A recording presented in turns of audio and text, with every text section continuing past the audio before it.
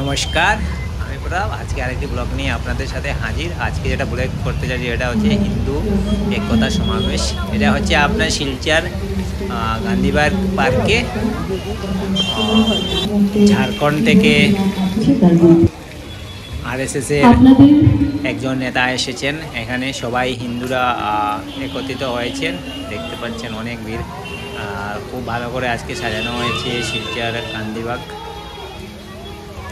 অনেক ভালো লাগছে। তাই মনে করলাম আমিও আসি। অনেক লোক এখানে আজকে, তো আমিও মনে করলাম একবার আসি। তো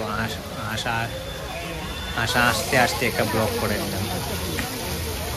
ভালো লাগেছে, অনেক কথাবার্তা চলছে ওখানে। অনেক হিন্দুদের একতার কথাবার্তা হচ্ছে।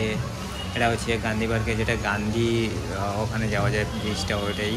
আর অনেক এখানে মঞ্চে অনেক লোক এসে, এটা হচ্ছে মঞ্চ যেখানে মানে গান্ধী বক্তব্য দিচ্ছেন, যিনি ঝাড়খণ্ড থেকে RSS এর নেতা এসেছেন।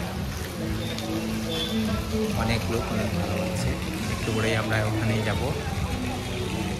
দেখতে পাচ্ছেন অনেক লোক, এখানে অনেক লোকের আগমন।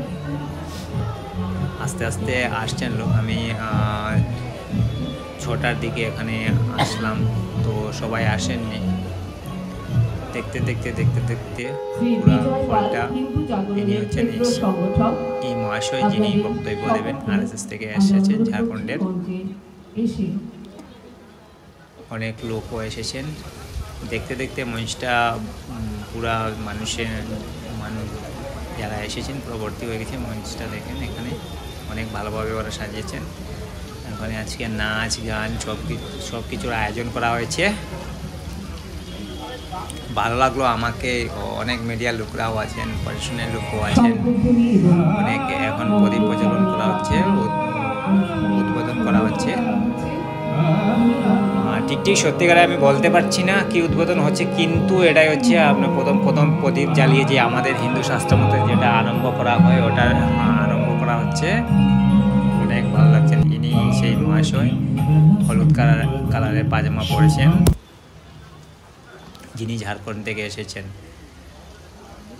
অনেক শিলচরের লোক এখানে দেখেন, বরণ করা হচ্ছে ওনাকে। কাছাড় জেলার RSS এর সভাপতি, উনি ওনাকে বরণ করছেন। RSS এর আমাদের আজকে যিনি বিশেষ বক্তা, রাষ্ট্রীয় স্বয়ংসেবক সংঘের শ্রীভূমি নগরের স্বয়ংসেবক আসছে, শ্রী শিবব্রত সাহা মহাশয়কে আমরা মঞ্চে আসার জন্য এখন অনুরোধ করছি। তাকে এবারে বরণ করা হবে। একটা গানের আয়োজনও করা হয়েছে, এখানে গানও গাচ্ছেন সৌভিক চৌধুরী। যাই হোক, অনেক ভালো লেগেছে, আর আমাকে অনেক ভালো লেগেছে।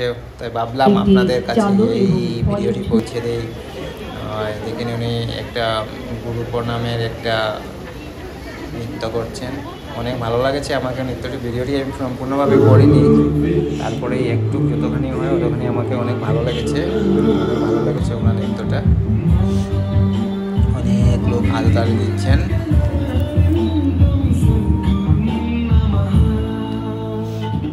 ওনার নৃত্যটা অনেক ভালো লেগেছে আমাকে।